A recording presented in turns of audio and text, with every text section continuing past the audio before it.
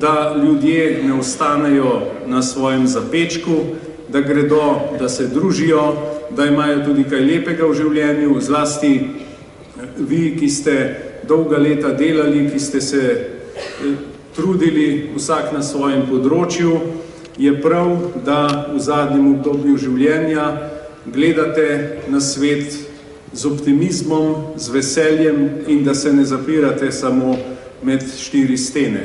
Sam sem imel doma primer, ko sta bila starša že upokojena, zdaj sta tudi že pokojna, ampak kako sem videl veselje, ko sta se vrnila z kakšnega izleta ali pa kakšnega dogodka, to jima je dalo novo energijo, novo moč. Prej sta pa že kar nekako bila včasih tudi črnogleda, kako je vse slabo, kako ni več upanja in tako naprej. Tako da je to izjemnega pomena. Seveda je gospod Sušnik znan tudi kot človek, ki brez dlake na jeziku pove stvari, zato smo jo danes še dobro odnesli. Kot vlada, mislim, smo še kar dobro skozi prišli. Gospod Sušnik se tudi zaveda bistva, namreč, da se vsega ne da narediti čez noč. Moram reči, da vsi, ki sedimo v vladi Republike Slovenije, se tega zelo dobro zavedamo. Zelo dobro se zavedamo tudi problematike.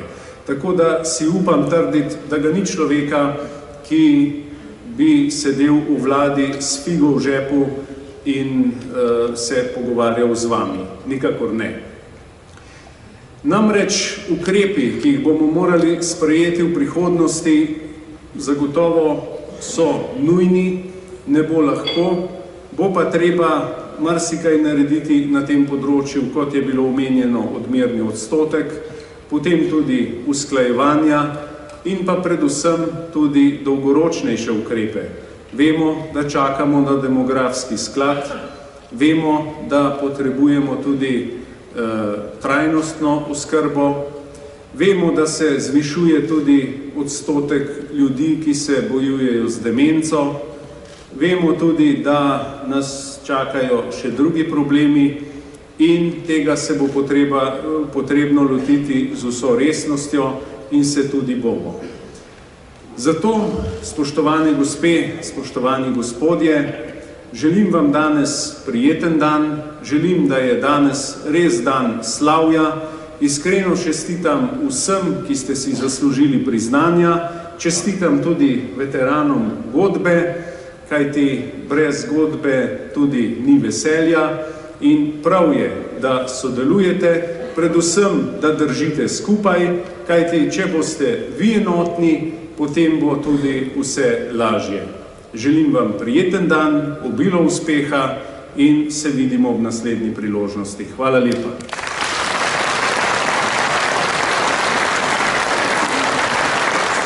Trinajst pokrajinskih zvez društev upokojencev vsako leto pregleda in oceni delo svojih društev ter ugotovi, katero društvo je v preteklem letu doseglo največje uspehe ter ga predlaga za pohvalo in nagrado. Pohvale posameznikom in društvom podeli predsednik zveze gospod Janez Sušnik, nagrajence pa vabim, da pridejo na oder, tako kot jih bom poklical. Vseh 13 pokrajin in 13 društev, ki nam bodo služila kot vzgled za naslednje leto. Še en aplavz in čestitke vsem skupaj.